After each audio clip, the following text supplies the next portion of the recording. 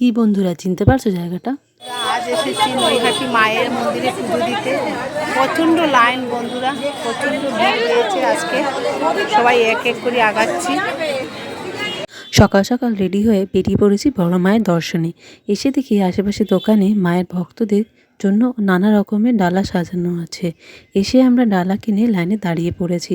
অনেকক্ষণ দাঁড়ানোর পর আমাদের মনে এই প্রশ্ন জাগে, দিদি আর কত দূর, আরো অনেক দূর যেতে হবে আমাদের হেঁটে হেঁটে মায়ের দর্শন করতে। মা কাকিমারা আজকে আনন্দে গান করছে। বড় মাকে দেখতে আজকে এসেছেন প্রচুর ভক্তগণ।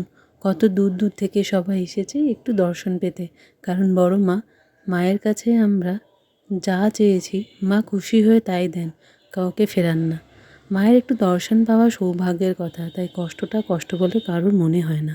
পুজো দিয়ে সবাই নৈহাটির ফেমাস কচুরি তরকারি আর মিষ্টিকে বাড়ি যাওয়ার জন্য রেডি হবে। তখনই খেয়াল আসলো যে এত দূর এসেছি যখন গঙ্গা মায়ের দর্শন করবো না তা কি হয়। গঙ্গা মাকে স্পর্শ করে বাড়ি